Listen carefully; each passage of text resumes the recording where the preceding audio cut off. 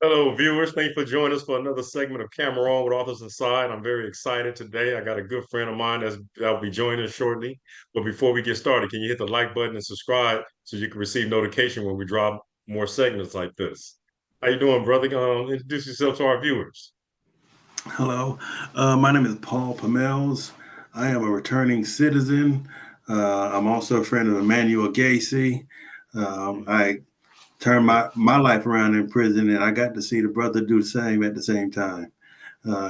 Matter of fact, we met each other in the visiting room. He got to see me with my mother, who was a Yeah, big part of my motivation, and I got to see the brother with his wife, who was a big part of his motivation. yeah. And we bonded along those family terms. That's right. Yeah. Well, thank you, man. Thank you for joining us, Paul. Thank you for sharing that about you. Hey, Paul, can you share with our viewers how long you was incarcerated and a little bit about your journey? Okay, so I was incarcerated. First of all, I was arrested at age 20, a youth offender, and incarcerated for 24 years, 8 months. 24 Um, years. 24 years, when I eight went months. into the Okay. prison system, um, I was scared. Most people are. Uh, I felt like an alien in a strange world. It took me a while to acclimate. But fortunately, I have to say that there were some good brothers back then, good men who steered me towards books. And I think the light bulb for me came on after about like 7 years. 7 years. Um, Okay. After about 7 years, I had a wake up experience, and at Okay. that time I knew I wanted to change, but didn't know how. Hmm. And God kind of stepped in through the Hmm. form Hmm. of a transfer. I ended up going to a Okay. different institution. It was actually, what do you call it? A notorious institution, right? Okay. So at that time, New Folsom State Prison was mainly known for violence. However, it also had something known as the Men Support Group, Yeah. which at that time I think had just kind of started going, right? It might have Hmm. been up for about like 5 years, but they were already doing some really transformational stuff. I was invited by a participant to join in. It was all voluntary. I think all of the members there had life. They were Hmm. from different races, different areas of California, and they were just being real. And seeing their courage really Yeah. helped me along in my journey. Because at that time I was like a little young cub, I was I Yeah. my main language really was aggression, um, but I had to learn how to communicate a lot better, and that was the beginning of like unwrapping the onion, all the different layers that was keeping Paul in. Hey, Paul, I'm going to take you back before I don't mean to interrupt you, but let me take you back to before your 7 years in prison, before your change, right? Um, what was your mindset before your change while you was incarcerated? The first thought was I got to make sure my mama's son live. you know. So I Hmm. had a lot of worst case scenarios going through my head, like, what are you gonna do with this, and what are you gonna do with that? And that's actually like part of like the indoctrination, Yeah. because as youth are going into the county jail, there's a lot of other older youth that are peppering Hmm. them. You better do this, and you better be tough, and so a lot of that was in my head. Um, a Hmm. lot of misconceptions, lies. They tell us that we have to like push away our loved ones. If you have a girlfriend, they say, youngster, you might as well just let her go. I remember actually being shocked years later. It was around the time that I met you, because I Hmm. started seeing like 13 years in, I started seeing like older dudes, like let's say in their 50s, who have been married like 20 years, and I'm like, what is this? You know, um, but they had already developed like relationship skills, and they knew how to keep relationships. Yeah. Now, the youngster, when you don't have those skills, you Yeah. just blow everything up. You self Hmm. sabotage. Yeah. Yeah. That's right. Okay. Hey, Paul. Yeah, you're right. I remember that time too when I used to go in the visit room with my wife, and you used to be real inquisitive. What was the secret? Of course, Yeah, yeah, yeah, asking a man. lot of Also, questions. Yeah, anybody with that family happiness, I had questions. I wanted to figure it out. yeah. Hey, Paul, based on your experience, can you share with our viewers how your experience changed your outlook on life and towards average youth? How my experience? You know what? So really, I think it goes back to like sitting in a circle with other men, just being honest. You Hmm. know, that changed my life. Giving each other support, um, because when we can't be honest about what it is that we really need to face, we end up like attacking other people. Yeah. Um, when so restate the question because Oh, I'm going a okay. few different directions on it. Okay, your based on your experience, right? Has that changed your perspective on how today how we would deal with average youth? How what do you think is the best strategies and approaches in dealing with average youth today, based on your experience?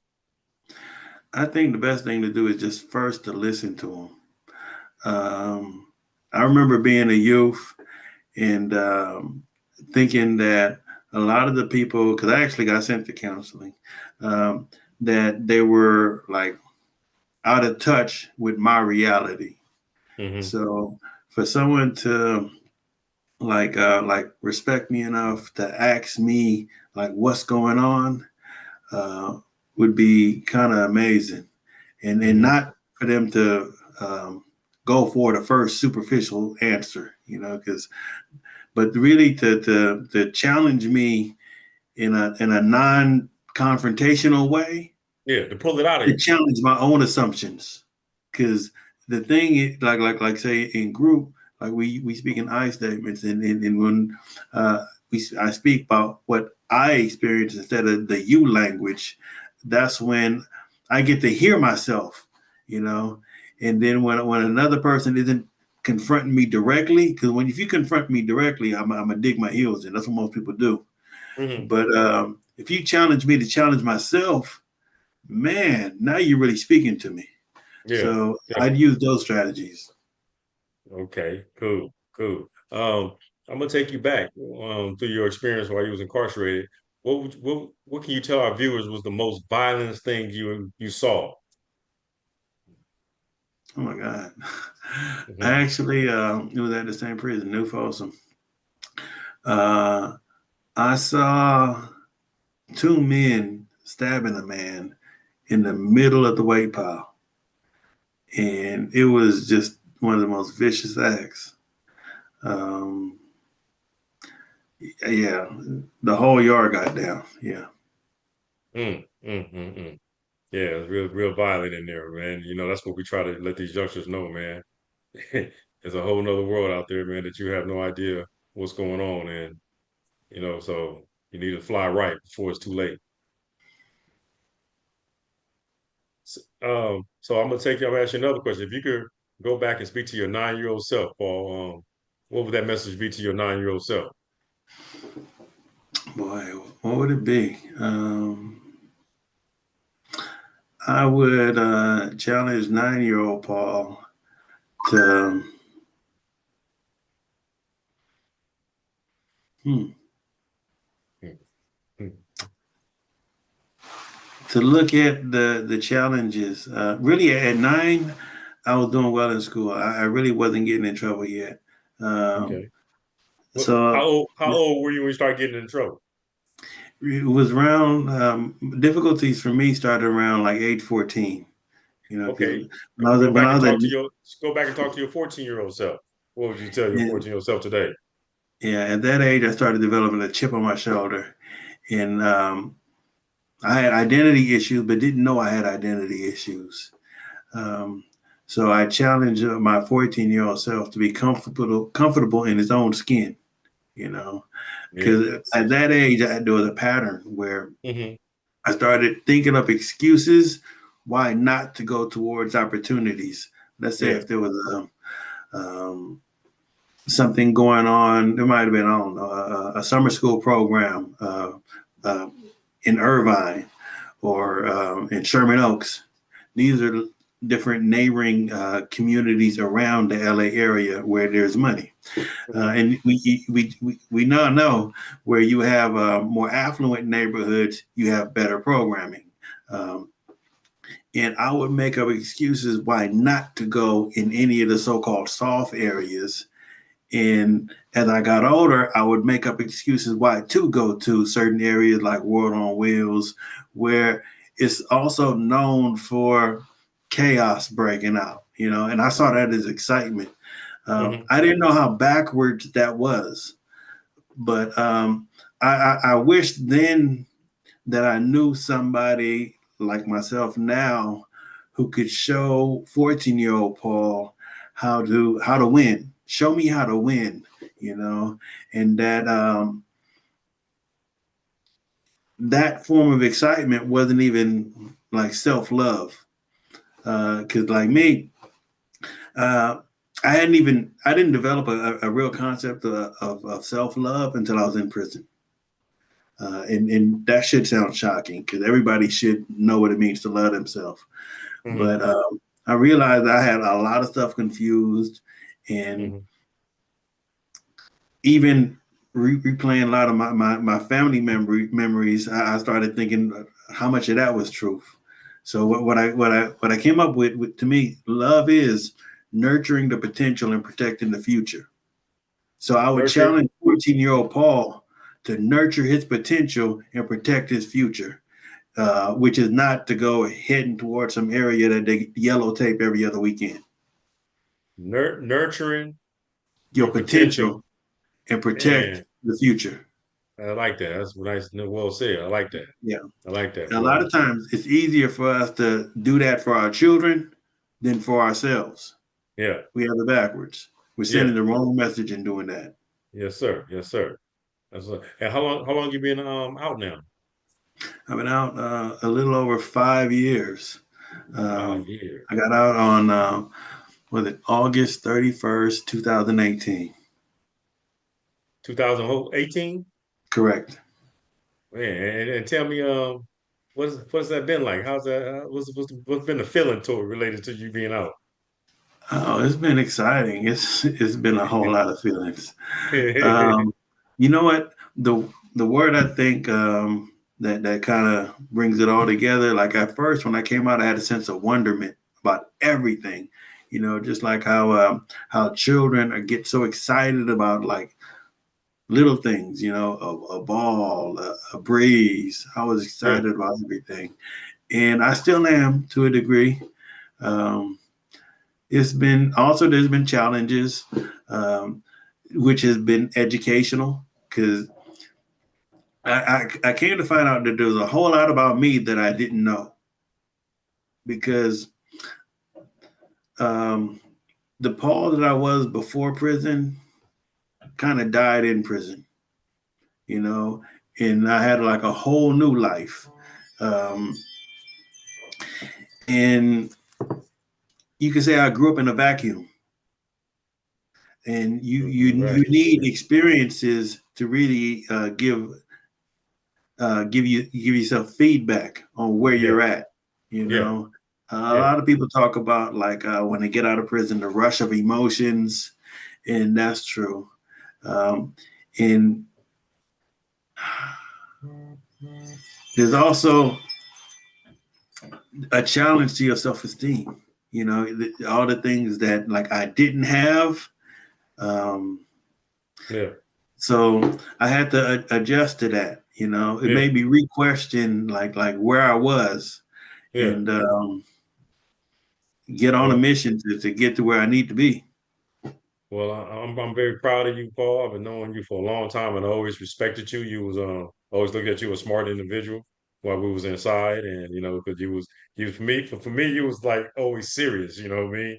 But in a cool way. You was like focused. And I always respect that. Thank you.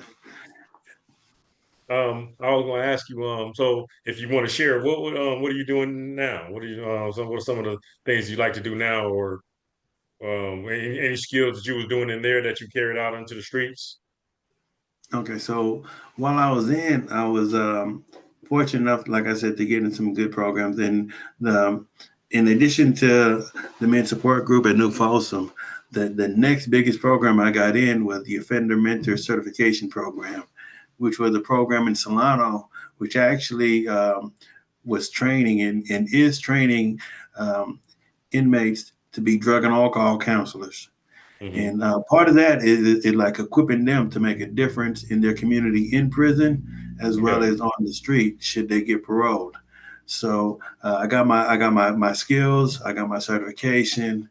I actually did or a good deal of service while I was in prison, trying to help men turn their lives around, um, break free of crippling addictions, be true to themselves and their families. And when I got out Hmm. of prison, I kept doing the same thing, you know. So Nice, I've nice, been in nice. the counseling field, helping, working in residential programs, working DUI programs, helping the homeless, Yeah, um, yeah, yeah. all doing the same thing, helping men turn their lives around. Hey, Paul, man, well, I'm smiling, man, because I'm proud of you, man, all the things you've been doing. And you know what I'm saying? Like I say, it's an inspiration, man, and I really appreciate you, man. And I thank you and thank you for joining us. Okay. All right. Thank you, Brother Emmanuel. Hey, Paul, before we go, is there anything last thing you'd like to say to our viewers and to anybody in particular? You know, well, I think every viewer who's tuning in, they're tuning in because they're looking for something positive. They're looking for hope. And I want to tell them that there's a whole lot of positive stories. And so stay tuned, because I know my brother Emmanuel, um, we all have a big network. And it's my desire as well that the affirming stories get out because I think that we need those in our imagination because there was a whole lot I didn't attempt to do until I saw that it was possible. A few people. That's why role models are so important. One of the things that became my role model after I got paroled, it was to the San Francisco Bay Area, was a man named Gregory Nottage, who had a master's degree, was working in a large nonprofit, and he gave me a job. Like he gave a lot of people second chances, jobs, who were trained as drug and alcohol counselors in prison. And what I'm doing now is I'm going back to school. I just earned my bachelor's degree just last week, and I'm pursuing my master's Yeah, because what I want to do the same thing in Southern California as far as being part of a movement, giving each other jobs, mentoring, so that we can make a difference. One, helping 25 or 250, and that 25 or 250 helping 10,000 more. I see that happening. man, that's what's up, Paul, man. Congratulations on your bachelor's degree, man, and continue the good work, man. I really appreciate you sharing. All right. Thank you, Brother Emmanuel. Peace be to you. Thank you, man. Peace be to you as well. Tell you and your family. Amen. All right. All right, Paul. Talk to you soon. Yes, sir. Camera off.